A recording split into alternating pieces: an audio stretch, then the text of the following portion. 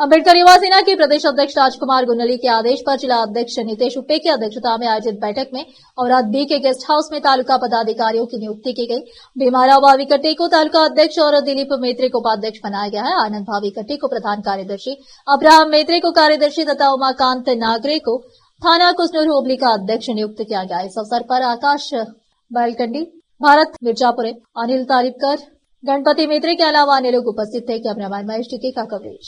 ಇವತ್ತಿನ ದಿವಸ ಗೌರವ ತಾಲೂಕಿನ ಅಂಬೇಡ್ಕರ್ ಯುವ ಸೇನೆ ತಾಲೂಕಾ ಪದಾಧಿಕಾರಿಗಳನ್ನು ಆಯ್ಕೆ ಮಾಡಲಾಗಿದೆ।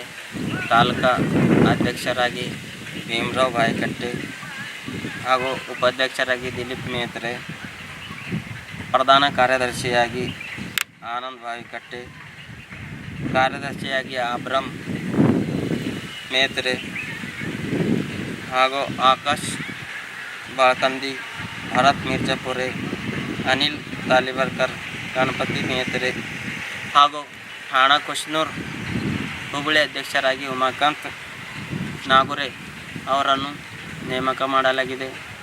ಇವತ್ತಿನ ದಿವಸದಿಂದ ಏನು ಡಾಕ್ಟರ್ ಬಿ.ಆರ್. ಅಂಬೇಡ್ಕರ್ ಅವರು ಹೇಳಿದಂಥ ಮಾತು ಇವೆ, ಶಿಕ್ಷಣ, ಸಂಘಟನೆ, ಹೋರಾಟ, ಸಾರ್ವಜನಿಕರ ಹಕ್ಕಿಗಾಗಿ, ಮಹಿಳೆಯರ, ವಿದ್ಯಾರ್ಥಿನಿಯರ, ಕೂಲಿ ಕಾರ್ಮಿಕರ ಬಗ್ಗೆ ಏನು ಎಲ್ಲಿ ಅನ್ಯಾಯ ಆಯ್ತದ ಅನ್ಯಾಯ ವಿರುದ್ಧ ಧ್ವನಿ ಎತ್ತಬೇಕಂತೇಳಿ ಅಂಬೇಡ್ಕರ್ ಯುವ ಸೇನೆ ಸಾರ್ವಜನಿಕ ಹಕ್ಕಿಗಾಗಿ ಹೋರಾಟ ಮಾಡ್ತದ।